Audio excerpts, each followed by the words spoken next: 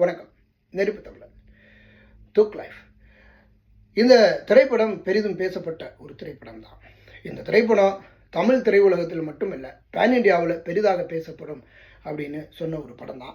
இருந்தாலும் பழைய நடிகர்கள்லாம் இந்த திரைப்படத்தில் மீண்டும் வந்திருக்கிறாங்க. 15-20 ஆண்டுகளுக்கு பிறகு பழைய நடிகைகள் எல்லாம் கொண்டு வந்து அசத்தி இருக்கிறாரு அப்படின்னு சொல்லலாம். இந்த திரைப்படத்தை பொறுத்த வரைக்கும் ஒரு சில இடங்களில் கவர்ச்சிக்கு பஞ்சம் இல்லாமலும், அதற்கப்புறம் சில நடிகைகளை எந்த வகையில் பயன்படுத்தணும் அப்படிங்கிறதெல்லாம் முறையாகவே பயன்படுத்தி இருக்கிறாரு. சிம்புவுக்கு ஒரு பெரிய ஒரு இடம் கொடுக்கப்பட்டிருக்கு. கிடைத்த இடத்தை உண்மையிலேயே சரியாக பயன்படுத்தியிருக்கிறாரு.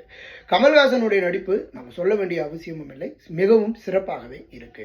ஏஆர் ரஹ்மான் தன்னுடைய இசையில பெரிய தொய்வுகளை சந்திச்சிருக்கிறாரு அப்படின்னு சொல்லலாம். பின் இசைகள் அந்த அளவிற்கு பெரிய அளவிற்கு இல்லை அப்படிங்கிறது தான்.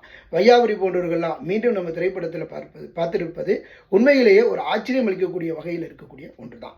ஒரு சில காட்சிகளுக்கு மார்பகங்களோடு திரிஷா வந்துட்டு போனாலும் திரிஷாவினுடைய இயற்கை அழகா அல்லது செயற்கை அழகா அப்படின்னு கேட்கக்கூடிய அளவிற்கு சிறப்பாகவே வடிவமைத்து காட்டியிருக்கிறாரு இயக்குனர். இன்றைக்கு பொன்னியின் செல்வன் 2 எடுக்கும்போது அந்த திரைப்படங்களில் எப்படி தன்னுடைய கதைகளை அல்டா உல்டா பண்ணி ஏதோ ஒன்று பண்ணி பொய்களையும் பிராடுகளையும் சொல்லி இன்றைக்கு ஏமாற்றி கொண்டிருக்கின்றாரோ, இனிவரும் காலங்களிலையும் தமிழ் சமூகத்தை ஏமாற்ற முடியாது அப்படிங்கிறது தான் இங்கே வெளிவந்திருக்கு. ஆக மொத்தத்தில் தக் லைஃப் அப்படிங்கிற ஒரு திரைப்படம் ஓவர் பில்டப்பு திரைப்படத்திற்கு ஆகாது என்பதை உறுதிப்படுத்தியிருக்கு.